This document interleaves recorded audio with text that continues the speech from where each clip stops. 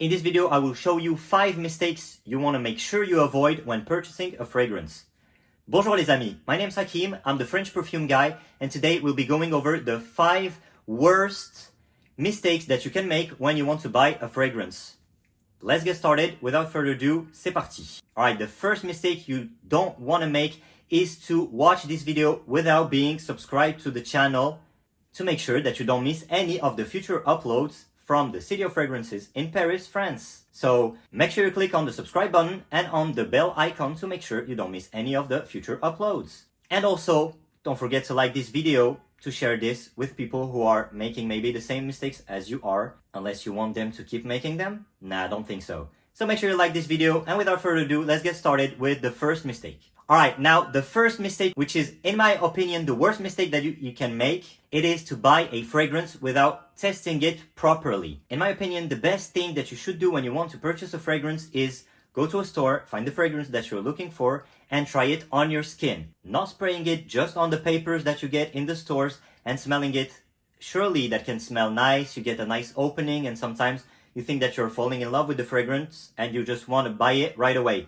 But maybe if you try it on your skin, it will develop differently than what you're smelling on the paper. And that's because everyone's chemistry is different, everyone's skin is different, and fragrance can react to this. So maybe you will smell a fragrance that you love on someone, but when you try it on yourself, you will not like it. So that's the first thing. And also, I would say, take your time. It's very important because once you spray it, you get the opening, and sometimes there are fragrances that are very good, that have very nice openings, but maybe like a weak development, and overall that get much less interesting after a while. So the thing I would really suggest is that once you spray it on your body, maybe your wrists, maybe your arms, you take a moment, you go outside of the store, because sometimes when we're in there and smelling all the fragrances and the scents that are around us, you can be overwhelmed by this. So once you go out, you smell some fresh air. I'm pretty sure you have already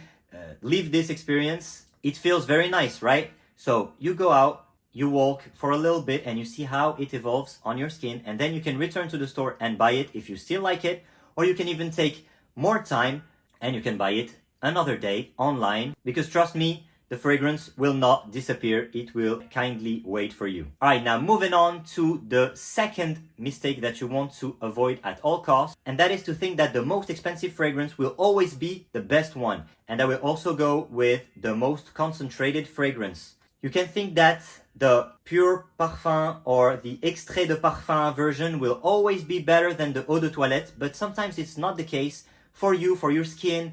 And if you like the eau de toilette, don't think that the new eau extrême or all these new names that keep popping every time will always be better for you, because they will simply not. It doesn't mean that the fragrance is the same. Sometimes the fragrances are very different from a version to another. Let's take Prada L'Homme, for example. This fragrance is in this classic version, the eau de toilette version. This is a nice iris fragrance that smells like fresh laundry and just something that's very clean and just got out of the washing machine. Smells very good, very fresh, very new.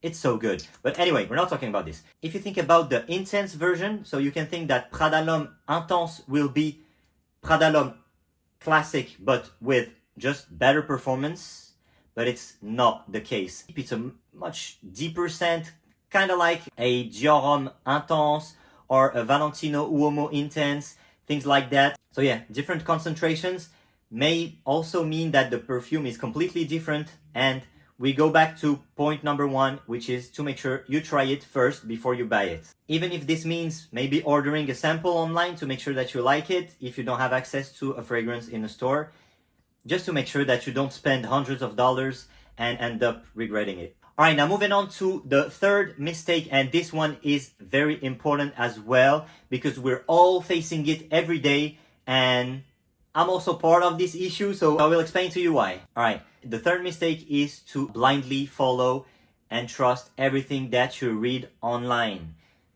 As always, everyone is different.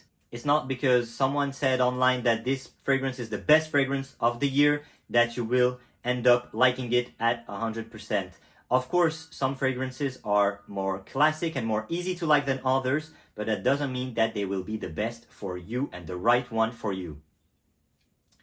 That also goes with the fragrances that are the best to seduce women, to get women, that all the ladies will like, because this simply does not exist. This is just not true, because you just can't please everyone with a fragrance or in general. It's not because you read online that this fragrance is a beast and all the ladies will like it and all of that, all the things that we see online every day. This is just not true. Just find a fragrance that you like and that will make you more confident, and that will be the best thing that you can do. And then if your loved one ends up liking it, this is just a bonus. Or maybe shop together so you know what she likes or what he likes. That also can help. And then you can make sure that this will be 100% safe. And that also goes with fragrances that resemble some fragrances that you like. Let's say I'm presenting a fragrance that smells similar to another one that you like. This doesn't mean that you will 100% like this one as well, because as I said, sometimes it can just be very different and you can end up not liking it even if you like the other one, which was one of your favorites. Alright, now moving on to the fourth mistake that you can make. It is to buy a fragrance at full retail price in any store that you see. Like, let's say you're just shopping for a nice gift. You go to a store, you're looking for fragrances, you find one that you think will be a good one, or maybe you're guided and also maybe guided towards the most expensive version or to a fragrance that they want to push a little bit more.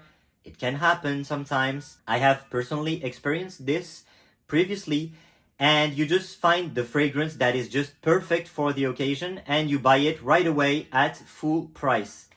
I think if you take like maybe 5 or 10 minutes to look for the best alternative online, maybe you have some coupons that you can use, maybe you have some discounts, maybe there is another store that will sell it for a little bit cheaper. Just take a few moments, be patient, all right? This is the best advice I can give you. Just be patient.